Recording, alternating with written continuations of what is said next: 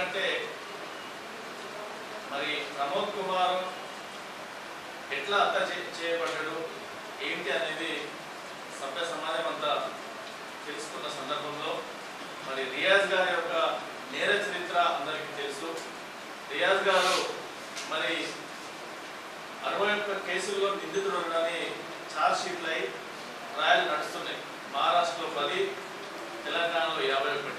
అలాంటి నేర చరిత్ర కలిగిన వ్యక్తిని ఒక నికాస్ అయిన నిజాయితీ పడినటువంటి ప్రమోద్ అనే కానిస్టేబుల్ హైదరాబాద్ డ్యూటీ పోయొచ్చినా మళ్ళీ ఆయన దగ్గర ఉండడానికి ఇన్ఫర్మేషన్ రావడం వల్ల సిసిఎస్ ఎస్ఐ గారితో కానిస్టేబుల్తో పోయి పట్టుకున్నప్పుడు మరి రియాజ్ గారు కత్తితో పొడవడం ఆనాడు సాక్ష్యాలు ఉన్నప్పటికీ మరి వారిని ఈరోజు కొంతమంది సోకాల్ ఫ్యాక్ట్ ఫైండింగ్ కమిటీ అని ఏదైతే ఆయన మీద చేస్తున్న ఆరోపణలు ఉన్నాయో, నకిలీ కరెంట్స్ అని, ఇంకోటి ఉన్నతాధికారులకు మరి ప్రలోభాలు పెట్టే వ్యక్తిగా చిత్రీకరించే విధానం చాలా బాధాకరం ఉంది.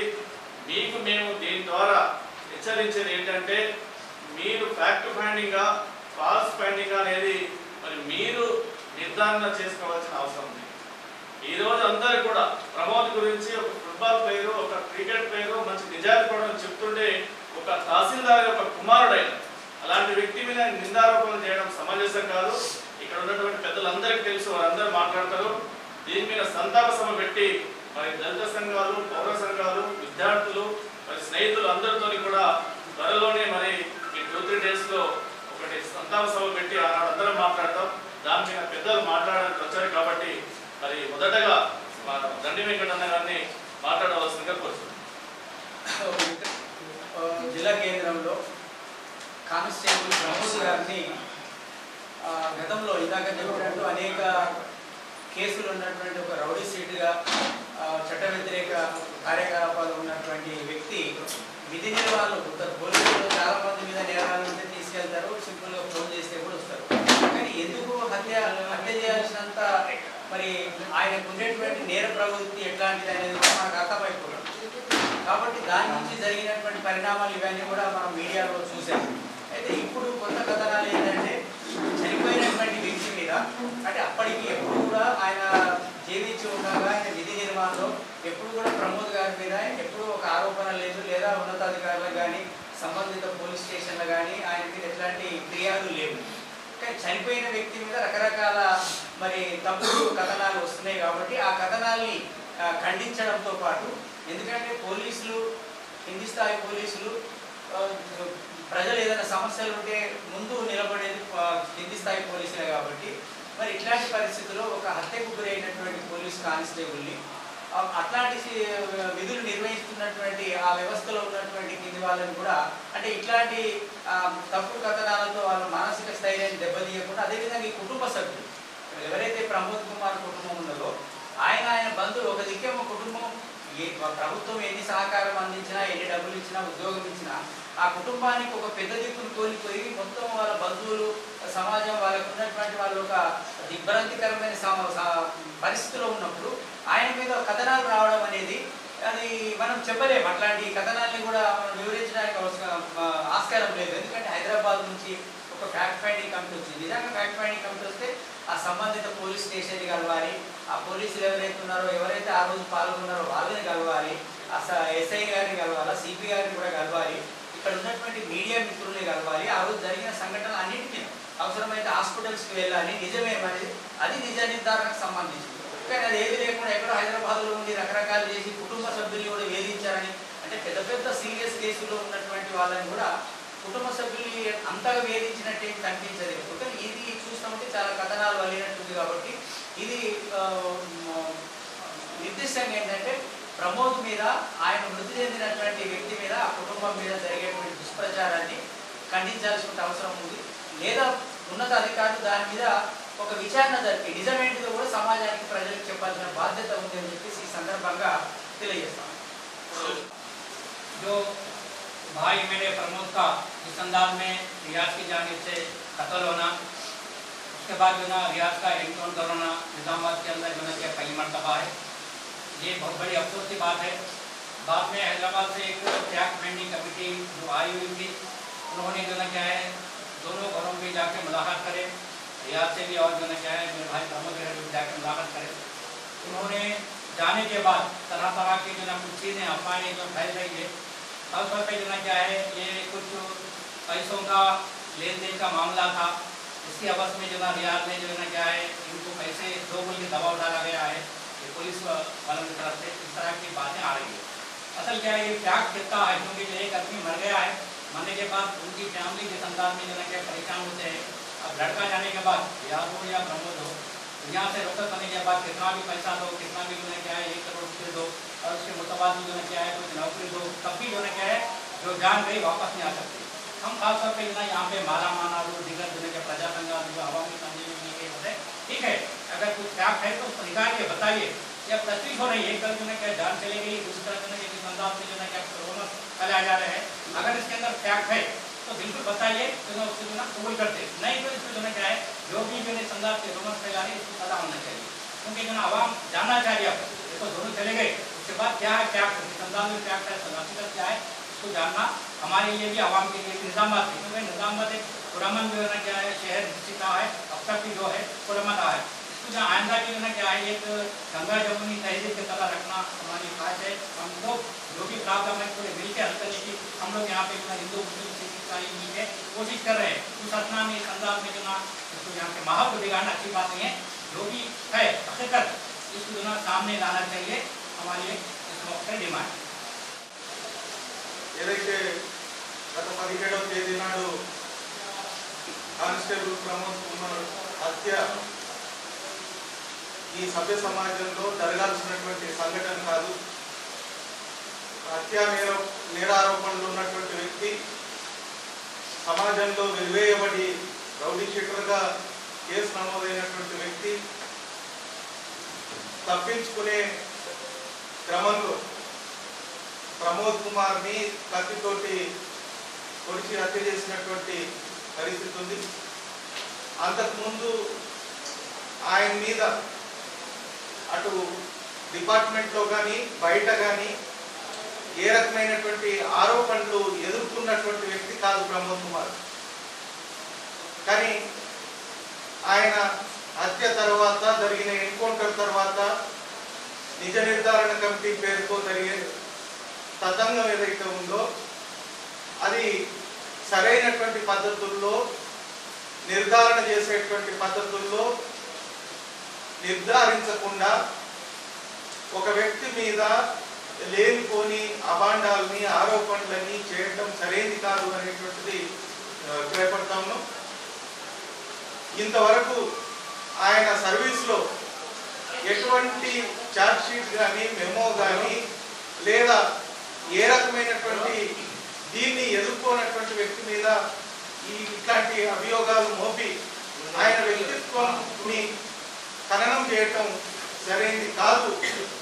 ప్రమోద్ కుమార్ విధి నిర్వహణలో నిబద్ధతతో పనిచేసేటువంటి వ్యక్తి అనేటువంటిది ఆ డిపార్ట్మెంట్ వాళ్ళు కానీ వాళ్ళ స్నేహితులు బంధువులు మిత్రులు కానీ చెప్తున్నటువంటి విషయాల్ని విచారించకుండా ఎవరిని కనుక్కోకుండా ఈ రకమైనటువంటి ఆరోపణలు చేయడాన్ని నేను ఖండిస్తా ఉన్నాం. ఈ ఏదేమైనా అటు ఆయన్ని హత్య చేయటం ఆ తర్వాత ఎన్కౌంటర్లో రియాజ్ని చంపటం ఈ రెండు మరణాలు కూడా సరైనవి కావు. కానీ నిర్ధారణ చేసేటప్పుడు వాస్తవాలని తెలియజేయాల్సినటువంటి అవసరం ఉంది అనేటువంటిది, అట్లా వాస్తవాల ద్వారా దుష్ప్రచారం చేయటం నిజ నిర్ధారణ కమిటీకి తగదు అనేటువంటిది మేము భావిస్తాము. Most notorious criminal, English police manual ఏమంటే most notorious criminal Riyaz. Everybody knows in police history. ఇక్కడ డాక్యుమెంట్ ఉంది, ఛార్జ్ షీట్ ఉంది, అన్ని ఆయన చెప్తారు, ఫోటోతో సహా ఫ్యామిలీ ఫిగర్ అంతా ఉంది ఆయన సంబంధించింది. ఆయన ఇక్కడ కదలిక అనేది పోలీసులు బాగా నిగుంది. కాకపోతే ప్రభావం కొత్తగా పోయినాడు సీసీఆర్. ఈయనతో పరిచయాలు కూడా లేవు ఆయనకు. ఇలాంటి క్రిమినల్ కూడా తెలియదు ఆయన పాపం. అయాఫీసర్ చెప్పినప్పుడు కింద సభని వినవలసిందే డ్యూటీ విషయంలో ఆయన తీసుకురామని పోయిందే పాపం అయిపోయింది. ఒకవేళ పారిపోతే మేము బాధపడుతుంది, కానీ కత్తితో పొడిచి చంపేయడం అని తెలియవచ్చింది. ఈ సభ్య సమాజం ఎక్కడ కూడా ఆలోచించుకోవాల్సిన పరిస్థితి, అందరినీ తీవ్రం ఖండించవలసిన పరిస్థితి. ఎందుకంటే మానవ భావం ఆలోచించాలి. పోయిన కుటుంబానికి ఎంత కోట్లు ఇచ్చినా కానీ ఆ ప్రమోద్ రాడు. దయచేసి ఒకవేళ అవుతుండే వాళ్ళ భార్య పిల్లల మీద కూడా మేము అట్రాసిటీ కేసు పెట్టచ్చు. ఎందుకంటే అక్కడ చట్టం ఉన్నది, ఎస్సీ ఎస్సీ అట్రాసిటీస్లో కూడా వర్తిస్తుంది. కానీ మేము ఆ పని చేయాలి. కానీ మాకు తొందరపడి హ్యూమన్ రైట్స్ కమిషన్ పోయింది. హ్యూమన్ రైట్స్ కమిషన్ కేసు వేసారు. హ్యూమన్ రైట్స్ కమిషన్ ఏమంటుంది, ఎంక్వైరీ చేసి డీటెయిల్ రిపోర్ట్ పంపాలి. ఓల్ పంపాలా, ఎంక్వైరీ ఆఫీసర్ పంపాలి, శ్రీనివాస్ పంపాలి, ఎల్ఎల్బీ డిఎస్పీ శ్రీనివాస్ పంపాలి. శ్రీనివాస్ చాలా మంచి వ్యక్తి, నాకు తెలుసు, చాలా సాఫ్ట్ మనిషి. ఆయన నీళ్ళు రిపోర్ట్ ఇస్తాడు. దానివల్ల మాకు మీరు పబ్లిక్గా మాకు ఇన్సల్ట్ చేసారు, చెయ్యొద్దని నా రిక్వెస్ట్. మనం అందరం తప్పు చేస్తాం, ఎక్కడో అక్కడ తప్పు చేస్తాం, కానీ ప్రాణం తీసేటంత తప్పు చేయకూడదు. రియాజ్ చేసింది తప్పు. ఆయనతో పాటు ఇంకొక యాక్సిడెంట్ పిల్లగాడిని కూడా కష్టపట్టు పొడిచాడు. కానీ మా సోదరులు స్పందించవలసింది, ఆ రోజు స్పందించలేకపోయారు. మా బ్రదర్ శేఖుషన్ నేను చెప్పిన నువ్వు ఒక ప్రెస్ మీట్ పెట్టు, ఖండించిందంటే ఖండించండి ఆ రోజు. ఇవాళ మేమందరము ప్రమోద్కు నిజంగా కుటుంబానికి సానుభూతి తెలుపుతాము, ఖచ్చితంగా ఆయన పక్కన నిలబడతాము, ఆయనకి ఎన్ని విధాలుగా సాయం కావాలో అన్ని విధాలుగా సాయం చేస్తాము. కానీ దయచేసి అక్కడ వర్గానికి ఎవరైతే సపోర్ట్ చేస్తారో మీరు విడ్రా చేసుకోండి, మమ్మల్ని బాధ పెట్టకూడదు. ఇప్పటికీ మెంటల్ టార్చర్తో కుటుంబం కూలిపోయింది. మీరు సిబిఐ తోటి ఎంక్వైరీ, లేకపోతే మేము వచ్చి నిజామాబాద్ ఎంక్వైరీ చేస్తాం. This is not the good thing. మాకు కూడా తెలుసు పవర్ హక్కు లేదు. మేము 70 నుంచి పవర్ హక్కు తెలుసు. కుటుంబానికి అన్యాయం జరిగితే మీరు యాక్షన్ తీసుకోండి. కానీ ఆ కుటుంబానికి అన్యాయం జరగలేదు. ఇప్పుడు ఆయన చచ్చిపోయినాక నేరాబట్టు 3 కోట్లు అడిగిన, 3 లక్షలు అడిగిన, 350,000 అడిగిన ఎవరు చెప్తారు? ఇద్దరు చచ్చిపోయారు, ఇద్దరు చచ్చిపోయారు. ఇచ్చినోడు చచ్చిపోయాడు, పుచ్చినోడు చచ్చిపోయాడు, ఇద్దరు చచ్చిపోయారు. ఇవన్నీ అదే పెట్టద్దని నా రిక్వెస్ట్. ఎందుకంటే ఏమైనా ఉంటే వాస్తవంగా మీకు పిటిషన్ ఇవ్వండి. అయ్యా మా రియాజ్ని ఈ ప్రమోద్ డబ్బులు అడిగిండు, వాస్తవంగా పలానా ఐ విట్నెస్ ఉన్నది, లేకపోతే ఎవరైనా ముందు చెప్పిండు అంటే మేము నమ్మగలుగుతాం. ఆయన చచ్చిపోయినాక మీరు ఎన్ని అభియోగాలు చేసినా తప్పుడు మాటలు చేయొద్దని రిక్వెస్ట్ చేస్తూ సెలవు తీసుకుంటున్నాను. జై హింద్. ఈరోజు నిజామాబాద్ జిల్లా మాలమానాడు టీము మరి ఇంకా ఇతర దళిత సంఘాల నాయకులు, మరి ఇంకా బహుజన సంఘ నాయకులతోటి మన తీర్పు కేసులో ప్రమోద్ కుమార్ సిఎస్ కానిస్టేబుల్ గారి యొక్క సంతాప సభను ఏర్పాటు చేయడం జరిగింది. దీనికి ఇచ్చేసిన ప్రతి ఒక్కరికి కూడా మా మాలమానాడు తరఫున అందరికీ వేదికలు తెలియజేస్తున్నాము. మనకందరికీ తెలిసిన విషయమే, 17వ తారీఖు నాడు ఒక అతి కిరాతి క్రిమినల్ అయిన రియాజ్ చేతిలో మన తిరుసెలు ప్రమోద్ కుమార్ గారు మరణించడం జరిగింది. ఇది చాలా దారుణము, శోచనీయమైన విషయం. అయినా అంకిత భావంతో తన విధి నిర్వహణలో భాగంగా పై అధికారుల యొక్క సమాచారం మేరకు క్రిమినల్ కేసులు చేస్తూ, బైక్ దొంగతనాలు చేస్తూ, షాచింగ్ చేస్తూ తప్పించుకొని తిరుగుతున్న వ్యక్తి యొక్క ఆచూకీ తెలిసిన వెంబడే పై అధికారుల యొక్క సమాచారం మేరకు అతన్ని పట్టుకొని తీసుకొని వచ్చే క్రమంలో, పోలీస్ స్టేషన్కి అప్పచెప్పే క్రమంలో అతన్ని చంపివేయడం జరిగింది. ఇది చాలా శోచనీయమైన విషయం. ఇటువంటి చనిపోయిన వ్యక్తి మీద నిన్న నిజ నిర్ధారణ కమిటీ నిజామాబాద్కి వచ్చి నామమాత్రంగా వచ్చి చనిపోయిన వ్యక్తి మీద అసత్య ఆరోపణలు, అబద్ధపు ఆరోపణలు చేయడము చాలా శోచనీయమైన విషయము. దీన్ని నిజామాబాద్లో ఉన్న దళిత సంఘాలు, బహుజన సంఘాలు, అన్ని సంఘాలు కూడా దీన్ని తీవ్రంగా ఖండిస్తున్నామని తెలియజేస్తున్నాము. వాళ్ళు కుటుంబము, ఇప్పుడు ఆమె యొక్క భార్య భర్తను కోల్పోయింది, తల్లి కొడుకును కోల్పోయింది, వాళ్ళు పిల్లలు తండ్రిని కోల్పోయింది. వాళ్ళ యొక్క కుటుంబం యొక్క బాధ ఎంత శోచనీయం ఉంటుంది మనకు అందరికీ తెలిసిన విషయమే. ఒక కుటుంబం పెద్ద చనిపోతే ఇటువంటి వ్యక్తి మీద, చనిపోయిన వ్యక్తి మీద ఈ ఆరోపణలు చేయడం అనేది చాలా తప్పు. అదేవిధంగా ఆయన బతుకున్నప్పుడు ఏమైనా చేసేడుతుండే. అదేవిధంగా ఈ ఒక దళిత వ్యక్తి, మరి దళిత వ్యక్తి ఆయన విధి నిర్వహణలో అంకిత భావంతో చనిపోయిన వ్యక్తి, ఈ నిజ నిర్ధారణ కమిటీ ఆయన మీద ఆరోపణలు చేయడం అనేది చాలా శోచనీయమైన విషయం. కాబట్టి ఈ నిజ నిర్ధారణ కమిటీ కానీ, పోలీస్ ఆఫీసర్లు కానీ వాస్తవాలు ఏదంటే ఇటువంటి ఆరోపణలు వచ్చినప్పుడు వాస్తవాలు ఏమున్నాయో మీరు ఎంక్వైరీ చేయండి. ఎంక్వైరీ చేసి వాస్తవాలను బయట పెట్టి అతనిపై వచ్చిన ఆరోపణలను మీరు కూడా పోలీసు డిపార్ట్మెంట్ వాళ్ళు కూడా ఖండించవలసిన అవసరం ఉన్నదని తెలియజేస్తూ ముగిస్తున్నాం. జై పాల్గొంటున్న పెద్దలందరికీ కార్యక్రమం ఉన్న ప్రతి ఒక్కరికి ఏదైతే ఈ నెల 17వ తారీఖు రోజు విధి నిర్వహణలో మరి ప్రమోద్ గారు క్రీస్తు యొక్క అతను స్వర్గీయులయంలో దాన్ని ముందు అందరూ చింతిస్తూ అతని యొక్క డ్యూటీలో ఒక క్రిమినల్ను పై అధికారాల ఆదేశాల అనుసారం అతన్ని డ్యూటీలో తీసుకొచ్చే కార్యక్రమంలో మరి రియాజ్ అనే ఆ యొక్క క్రిమినల్ ఎన్ని కేసులు ఉన్నాయో పెద్దలు చాలామంది చెప్పారు. మరి నిన్న ఏదైతే ఆ కమిటీ వచ్చిందో వారికి కూడా తెలిసి ఉంటుంది. మరి అలాంటి వ్యక్తిని మరి టౌన్గా లేకుంటే పెద్దలు మరి అధికారులు ఆదేశించిన దగ్గర తీసుకుపోయే ఒక కార్యక్రమంలో బండి మీద మరి అతన్ని నడుపుతున్న వ్యక్తిని ప్రమోద్ గారి మీద హత్యా ప్రయత్నం చేసి అతన్ని తీవ్రంగా చనిపోయే పరిస్థితికి చేసిన వ్యక్తిని మరి ఈరోజు సత్య సమాజం అంతా దానికోసం హర్షిస్తుంది. ఎందుకంటే ఈ సమాజంలో ఈ నేరాలు, ఈ ఘోరాలు, ఈ గుండాయిజం ఇవన్నీ మరి రోజు రోజు పెరుగుతున్న తరుణంలో మరి డ్యూటీలో ఉన్న పోలీసులు మరి కరెక్ట్ చేయకపోతే మనమే చాలా ఇబ్బందులు పడవలసి వస్తుంది. మరి అలాంటి డ్యూటీ నిర్వహించిన వ్యక్తి ప్రాణాలు కోల్పోయాడు. అతనికి సానుభూతి తెలపవలసింది పోయి మరి అతని మీద ఆరోపణలు చేస్తున్నారంటే ఇవాళ మరి మేము చిక్కుపడన్నా వచ్చిన వాళ్ళని మరి ఏమనాలి అనే విషయంలో మేము చాలా చింతిస్తున్నాం. ఎందుకంటే సమాజం వెళ్ళిపోతుంది. ఈరోజు ఎట్లా పెట్టరైపోతున్నారు. ఎన్ని కేసులు ఒక్కొక్క మై మీద ఉన్నాయి. ఇవాళ లేడీస్ బయటకు పోవాలన్నా ఇలా మెడలకెళ్ళి గొలుసులు తెప్పుకొని పోయే వ్యక్తుల కనుక చూస్తే, బండ్లు ఎత్తుకపోయే వ్యక్తుల కనుక చూస్తే, ఇలా బేగులకెళ్ళి డబ్బులు ఎత్తుకపోయే వ్యక్తులు చూస్తే మరి అలాంటి వ్యక్తిని మరి అతను డ్యూటీ నిర్వహణలో తీసుకొస్తున్న దాంట్లో అతన్ని హత్య చేసి మరి అతన్ని చంపేసి అలా కుటుంబానికి అన్యాయం చేసిన ఒక వ్యక్తి మీద మరి ఏదైతే మీరు ఇట్లా మరి కంటేసారంటే అతని గురించి మేము చెప్పదలుచుకుంటలేదు. కానీ ఏదైతే ప్రమోద్ మీద మీరు ఆరోపణలు చేస్తున్నారో వీటన్నింటినీ మాత్రం మేము మాల మహానాడు కానీ మన సమాజంలో ఒక పౌరులా కానీ మరి ఏదైతే శాంతి భద్రతలను రక్షించే విషయంలో కానీ ఖచ్చితంగా దీని విషయాన్ని మేము ఖండిస్తున్నాం. ఎందుకంటే అతను రియాజ్ ఎటువంటి వాడా ఏంది అనేది అది డిపార్ట్మెంట్ చూసుకుంటుంది. అతని మీద ఏముందనేది చూసుకుంటుంది డిపార్ట్మెంట్.